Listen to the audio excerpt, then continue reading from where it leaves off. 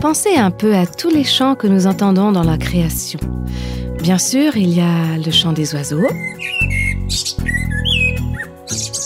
Même si on ne trouve pas que tous les cris d'animaux sont très beaux, ce sont tous des chants. Les baleines chantent aussi. Et peut-être que votre chien, lui aussi, il sait chanter. On dit que l'espace lui-même produit une sorte de chant quand les ondes radio sont transformées en son. Eh bien, aujourd'hui, on va voir que nous aussi, vous et moi, on a d'incroyables choses à chanter. Votre expérience, votre témoignage de la fidélité de Dieu dans votre vie doit être partagé avec les autres. Dans un certain sens, vous le mettez en musique pour que les autres puissent entendre ce chant, le chanter avec vous et en être bénis. Dites avec moi la grandeur de l'Éternel, célébrons tous son nom. J'ai cherché l'Éternel et il m'a répondu, il m'a délivré de toutes mes frayeurs. C'est un chant que David a écrit dans le psaume 34. Il dit « Je suis passé par là ». J'étais désespéré, j'étais au fond du désespoir, mais Dieu m'a délivré, il m'a sauvé, il s'est montré à moi. Je me réjouis en l'Éternel et j'aimerais qu'on puisse tous ensemble chanter la grandeur de son nom.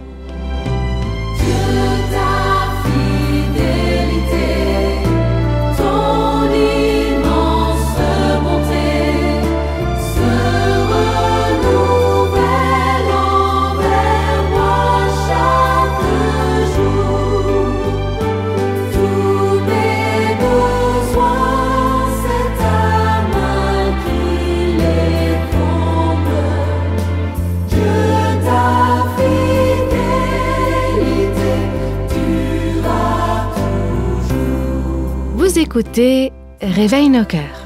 Depuis une vingtaine d'épisodes, on a voyagé à travers la fascinante étude du livre biblique d'Habakkuk.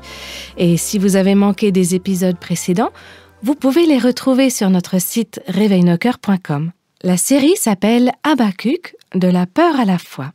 Et aujourd'hui, on va découvrir pourquoi ce prophète a levé sa voix en chant de louange à la fin de son livre. Eh bien, quelle aventure ça a été, cette étude du livre d'Habakkuk. J'ai eu l'occasion de donner une interview à la radio pendant la période où j'étudiais le livre d'Habakkuk pour toute cette série de podcasts. Et l'homme qui m'a interviewé savait que j'étais en train d'étudier Habakkuk depuis un petit bout de temps déjà. Et il a dit « Quand on sera au ciel, est-ce que vous me présenterez à Habakkuk ? Je crois que vous le reconnaîtrez probablement quand vous le verrez. » C'est vrai que la Bible nous dit très peu sur cet homme, sur sa famille, d'où il venait, l'endroit où il vivait et tout ça. Mais je pense que nous avons eu un vrai aperçu de son cœur alors que nous avons étudié son livre en détail dans toute cette série. Nous avons été en quelque sorte en pèlerinage, en voyage avec Habakkuk. On l'a vu passer de la lutte à l'observation, à l'adoration. On a vu dans son livre que le prophète passait d'un dialogue avec Dieu au chapitre 1 à un chant funèbre au chapitre 2 alors qu'il prononçait des malédictions et des jugements sur les Babyloniens. Et le chapitre 3 s'est transformé en une doxologie. Habakkuk avait commencé dans les bas-fonds de la désolation au chapitre 1. Au chapitre 2, il est allé à son poste de surveillance. Il est monté sur sa tour de guet en disant « Je vais regarder pour voir ce que Dieu va me dire ». Et avec le cœur disposé qu'il avait, Dieu l'a tiré vers le haut, comme on l'a constaté dans le dernier épisode, et Habakkuk a pu dire « L'Éternel rend mes pieds semblables à ceux des biches, et il me fait marcher sur mes hauteurs. » C'est un homme qui avance, malgré la déception, malgré les questions sans réponse. Et ce n'est pas « tout est bien qui finit bien », pas encore. Il est toujours en train de faire face à l'invasion imminente des Babyloniens. Son peuple, les Juifs, sont toujours dans l'apostasie. Ils ont encore besoin de réveil. Rien n'a changé. La situation est toujours la même. Sa façon de voir la situation, par contre, a changé du tout au tout parce qu'il a reçu une nouvelle vision de qui est Dieu. Et c'est ce dont on a besoin dans nos situations, dans nos problèmes. Une vision de Dieu toute nouvelle, toute fraîche. C'est un homme qui s'est battu avec Dieu, qui a lutté avec Dieu. On a vu qu'Habakkuk, ça signifie « celui qui lutte ». Mais ça veut dire aussi « celui qui fait confiance ». Il est passé d'une lutte avec Dieu, quand il ne comprenait pas son plan, ses desseins, à la confiance en Dieu, en s'accrochant fermement à Dieu par la foi. La foi.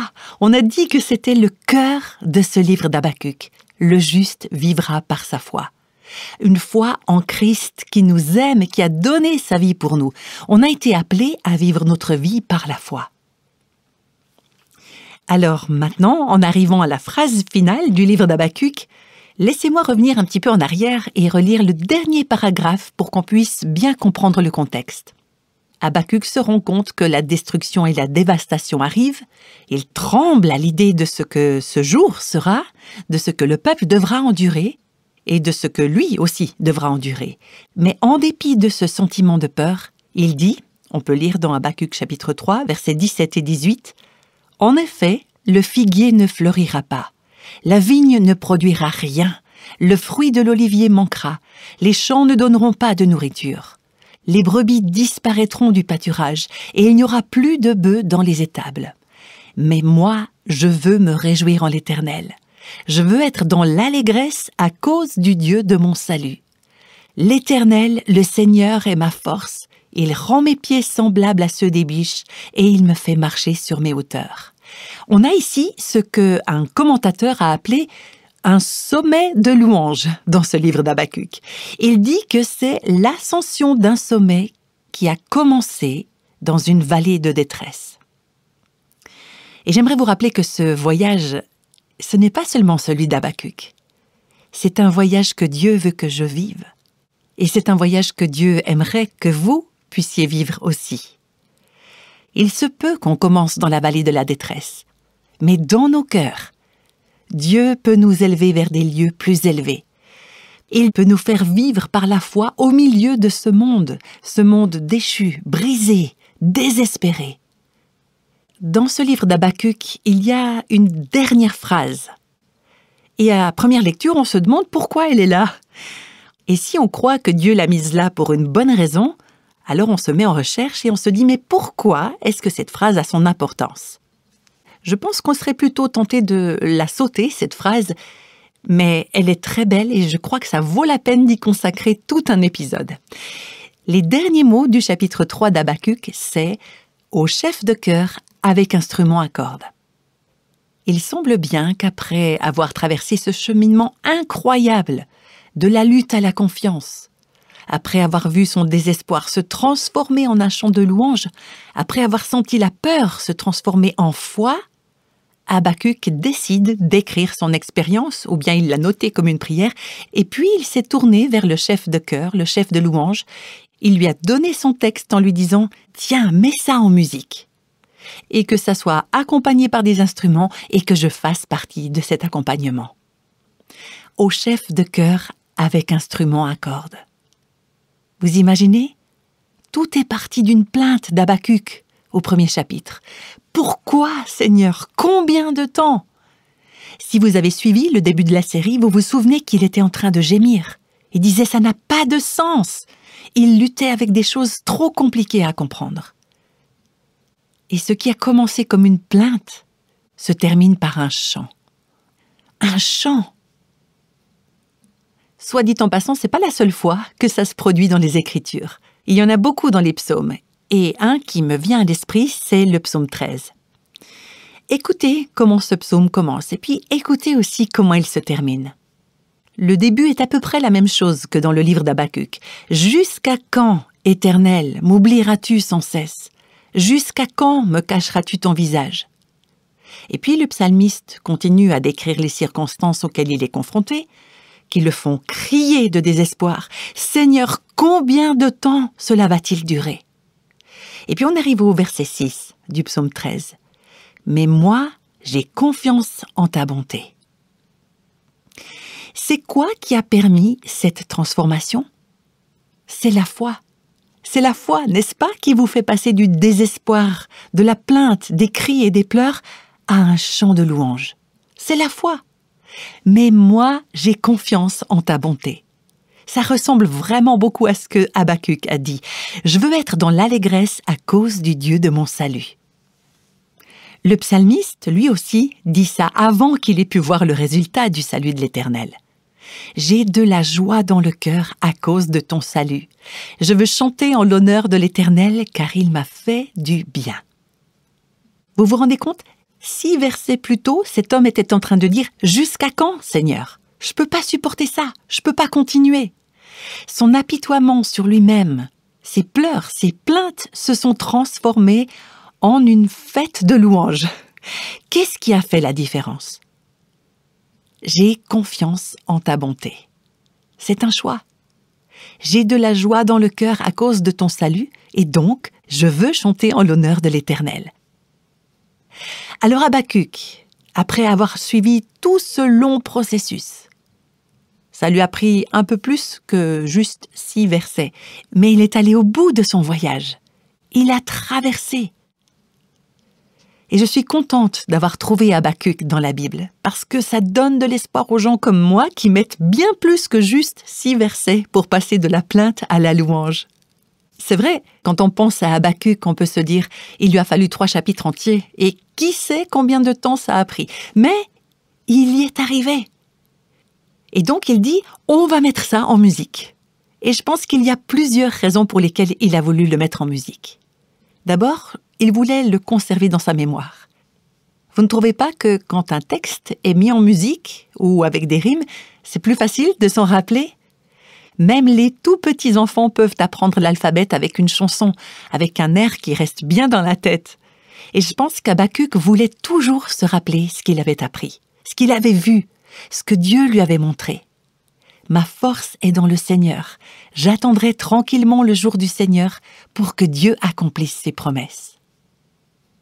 Il voulait se rappeler ce qu'il avait vu, la majesté, la puissance, la gloire de Dieu.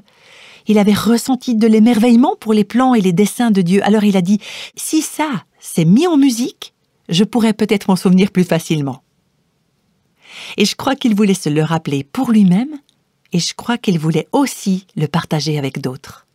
Il voulait que les autres puissent également se rappeler ce message. Il voulait que les autres puissent bénéficier de cette expérience qu'il avait faite.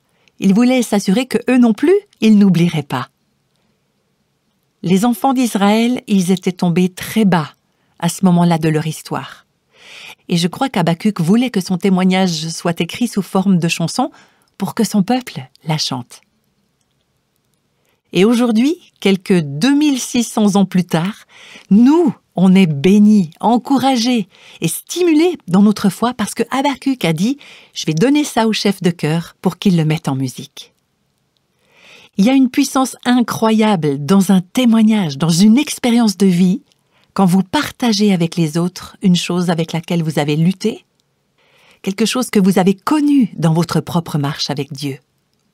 Et je crois que quand nous faisons l'expérience des voix de Dieu, quand nous apprenons sa vérité, Dieu veut que nous le vivions en premier, ce chant, que nous le vivions nous-mêmes, pas seulement qu'on en parle aux autres, mais qu'on en fasse l'expérience soi-même.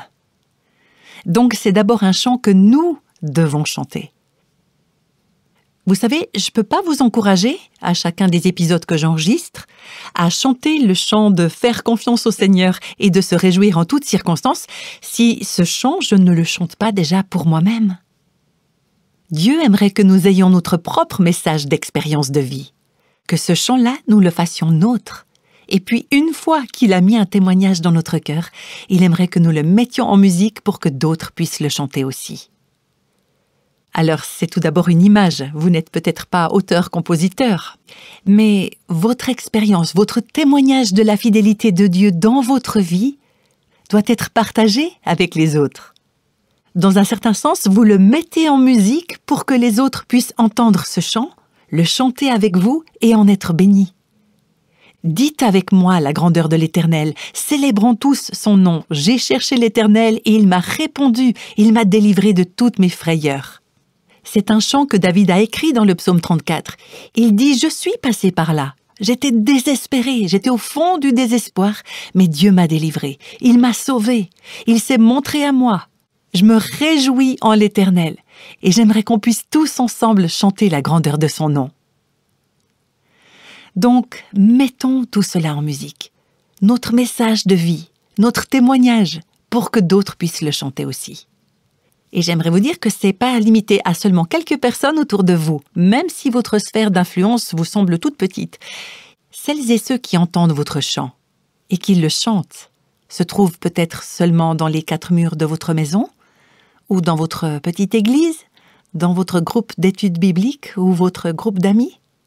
Mais vous savez quoi? Quand vous chantez le chant de la fidélité et de la grâce de Dieu, et quand d'autres autour de vous commencent à chanter en reprenant le refrain en chœur, vous savez ce qui se passe? Le chant se propage. Et voilà à quoi tout cela va aboutir. Un jour, toute la terre se tiendra en admiration dans la présence de l'Éternel et chantera « Ô Éternel, ta fidélité est grande ». C'est toute la terre qui chantera, toute la terre. Vous me direz peut-être, moi tout ce que je fais c'est chanter mon petit chant. Il n'y a personne qui le chante autour de moi. Il n'y a personne qui l'entonne avec moi. Mais je vous dis, chantez quand même. Chantez la fidélité de Dieu. Encore une fois, je ne parle pas seulement littéralement, bien que ce ne soit pas une mauvaise idée de chanter d'ailleurs. Mais ce que je suis en train de vous dire, c'est vivez le message d'une vie de foi en la fidélité de Dieu. Et vous allez voir comment les autres autour de vous commenceront à le reprendre, ce message, ce chant. Vous savez, je pense à une de nos auditrices. Je sais qu'il y a quelques années encore, sa vie de couple ne rendait pas gloire à Dieu. Sa vie de femme n'était pas à la gloire de Dieu. Elle vivait pour son propre bonheur, son propre plaisir. Elle n'était pas la femme dont son mari avait besoin, et lui n'était pas non plus l'homme dont elle avait besoin. Mais au cours de ces dernières années, Dieu a mis un chant dans le cœur de cette femme. Un chant de foi, d'obéissance et de soumission au Seigneur, d'une vie vécue pour sa gloire. Et vous savez quoi? Son mari a lui aussi commencé à chanter ce chant. Et maintenant, en tant que couple et en tant que famille, ils chantent la fidèle promesse de Dieu. Et ils en témoignent dans leur église. Et Dieu utilise cette femme pour toucher et pour bénir la vie de nombreuses autres femmes, avec son histoire qui parle de la fidélité de Dieu. Et d'autres personnes reprennent ce chant, et ça continue jusqu'au jour où toute la terre chantera à la gloire de Dieu. Donc, quand vous êtes troublé, chantez. Quand vous ne savez pas quoi faire, chantez. Vous savez, je le fais, littéralement, très souvent. Je ne suis pas une très très bonne chanteuse. Si vous m'avez déjà entendu chanter, vous le savez. Mais je chante au Seigneur. Il y a quelque chose de puissant dans le chant, dans le fait même de chanter. Pourquoi est-ce que Dieu nous dit tant de fois de le faire? Parce que le chant exprime la foi. J'ai un petit livre de cantiques, des psaumes que j'utilise. Ce matin, j'ai commencé ma journée en chantant un psaume au Seigneur. Le psaume 18, qui loue le Seigneur pour sa force, sa grandeur et sa bonté. Mais ce que je veux faire, c'est pas seulement chanter au sens littéral du terme, je veux aussi vivre une vie qui soit un chant. Habacuc le dit, au chef de chœur avec instrument à cordes. Alors je vous encourage à mettre votre expérience de vie en musique et que d'autres vies puissent en être bénies et que d'autres croient et reflètent la gloire de Dieu. J'aimerais pour terminer partager avec vous une de ces histoires de vie. Horatio Spafford, c'était un avocat et un homme d'affaires prospère de Chicago au milieu des années 1800. Et lui et sa femme, Anna, étaient de proches amis et de grands collaborateurs de l'évangéliste Moody. Et un jour, c'était en 1870, le fils des Spafford est décédé de la scarlatine. Il avait 4 ans. C'était le seul garçon qu'ils avaient. Et 1 an plus tard, toutes leurs propriétés immobilières sur les rives du lac de Chicago ont été détruites par le grand incendie de Chicago. Donc ils avaient subi 2 pertes immenses. Bien sûr, l'une était bien plus importante que l'autre. Mais perdre un fils à l'âge de 4 ans et puis perdre toutes leurs propriétés immobilières, ça faisait beaucoup. Et en 1873, après tout ce qu'ils avaient déjà traversé, Horatio a décidé d'emmener sa famille en Angleterre pour des vacances bien méritées. Ils étaient épuisés par tout ce qu'ils avaient vécu, et puis leur ami Moody se trouvait en Grande-Bretagne pour diriger des réunions d'évangélisation à ce moment-là. La famille avait prévu de le rejoindre là-bas et de l'aider dans le ministère. Les Spafford ont voyagé ensemble pour New York depuis Chicago, où ils devaient embarquer sur un bateau pour traverser l'Atlantique. Et juste avant de prendre la mer, un problème professionnel de dernière minute est arrivé et Horatio a dû rester pour le régler. Et au lieu de retarder toute la famille, il a décidé de les laisser partir comme prévu pour les rejoindre plus tard quand il aurait réglé son problème au travail. Donc sa femme a embarqué avec leurs 4 filles, tandis que Horacio retournait à Chicago pour s'occuper de son problème. 9 jours plus tard, il a reçu un télégramme de sa femme qui se trouvait alors au pays de Galles. Et ce télégramme disait simplement « sauvé, mais seul ». Ce qui s'était passé, c'est que, alors qu'il était en route de New York vers l'Europe, le navire sur lequel se trouvaient sa femme et ses enfants avait heurté un autre navire. Et en l'espace de 12 minutes, le bateau avait coulé et 226 personnes avaient perdu la vie. Anna était restée sur le pont avec ses filles, Maggie, Bessie et Anna, qui s'accrochaient désespérément à elle, et puis elle les avait vues une à une être emportées par la mer. Et son dernier souvenir était celui du bébé qu'elle avait dans les bras, une petite fille qui s'appelait Tinetta, qui lui a été arrachée des bras par les flots déchaînés. Anna avait perdu connaissance, mais elle avait pu être sauvée parce qu'une planche qui flottait s'était glissée sous son corps et l'avait maintenue à flot jusqu'à ce qu'elle soit secourue. Et quand il a appris cette horrible nouvelle, Horacio a pris le premier navire en provenance de New York pour rejoindre sa femme en Europe. Et à un moment donné, pendant le voyage, alors qu'il naviguait sur l'Atlantique, le capitaine a appelé Horacio. Il est allé avec lui sur le pont et lui a dit « Je crois que c'est là, à cet endroit qu'il a sombré, le navire sur lequel se trouvait votre famille. » Et Horacio est retourné dans sa cabine, et c'est là, sur ce navire, qu'il a écrit les paroles de ce célèbre cantique. « It is well, tout est bien ». Il a été traduit en français, le titre c'est « Quel repos ». Quel repos céleste, Jésus, d'être à toi pour la mort et la vie. Plaisir ou douleur, soleil ou pluie, gain ou perte. Dans les jours mauvais, de chanter avec foi, tout est bien, ma paix est infinie. Quel repos, quel céleste repos. Quel repos céleste, mon fardeau n'est plus, libre par le sang du calvaire. Tous mes ennemis, Jésus les a vaincus. Gloire et louange à Dieu, notre Père. Quel repos, quel céleste repos. Quel repos céleste, tu conduis mes pas, tu me combles de tes richesses, dans ton grand amour, chaque jour tu sauras déployer envers moi tes tendresses. Quel repos, quel céleste repos. Vous imaginez cet homme sur ce navire, en train d'écrire ces paroles à ce moment-là, à l'endroit même où le bateau qui transportait ces 4 filles avait sombré? À quoi est-ce qu'il pensait? Avec les paroles de son chant, il a montré une foi incroyable. La foi, le juste vivra par sa foi.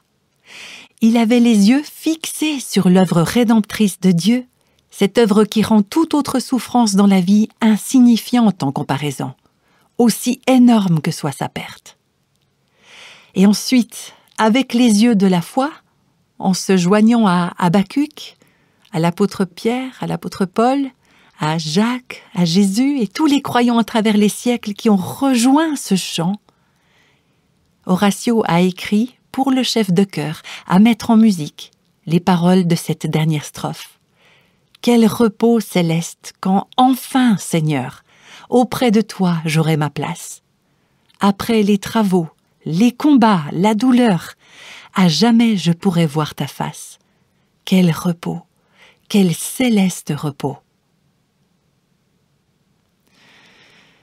Mes amis, un jour viendra où les travaux, les combats et les douleurs vont cesser. Je sais que ça peut paraître loin, mais ce n'est pas le cas. Alors, que faire d'ici là? Eh bien, faisons ce que Habacuc a fait.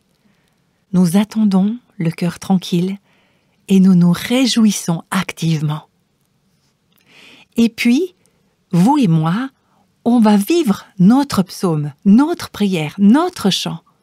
Et puis on va le donner au chef de chœur, en lui disant « Mets-le en musique pour que je puisse le chanter, pour que ma famille puisse le chanter, pour que d'autres puissent le chanter. » Et puis on va se joindre à cette multitude, cette foule céleste qui chante « Élevons la puissance de Jésus ».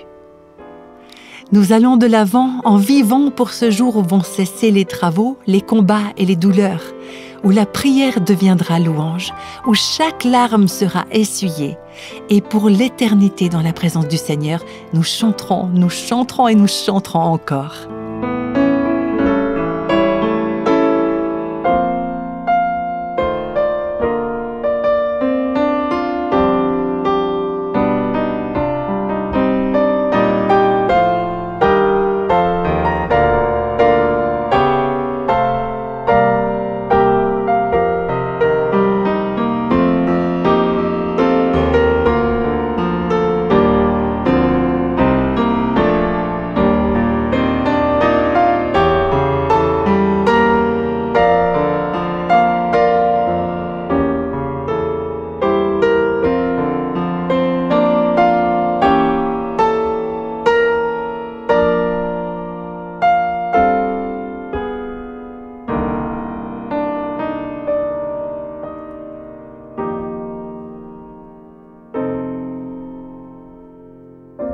L'enseignement d'aujourd'hui est une invitation pour chacun de nous à chanter, même si les choses paraissent très sombres en ce moment.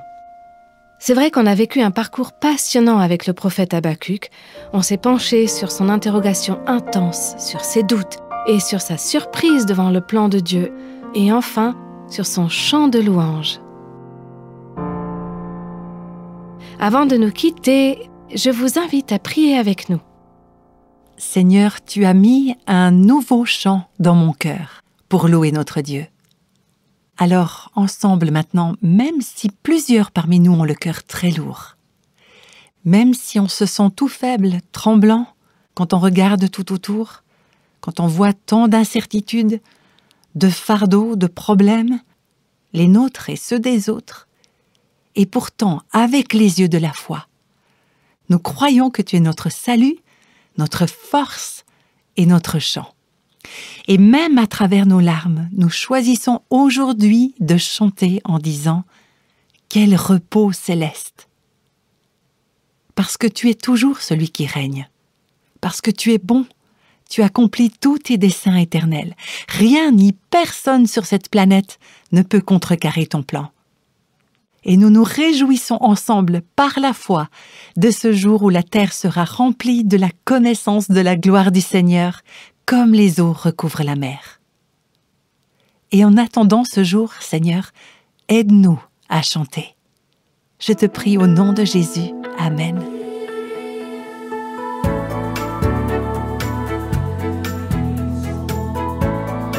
Tous les extraits de la Bible sont tirés de la version Second 21.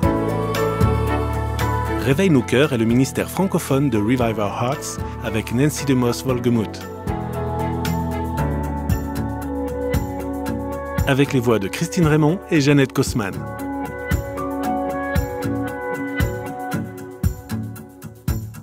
Quelle que soit la saison de votre vie, Réveille nos cœurs vous encourage à trouver la liberté, la plénitude et à porter du fruit en Christ.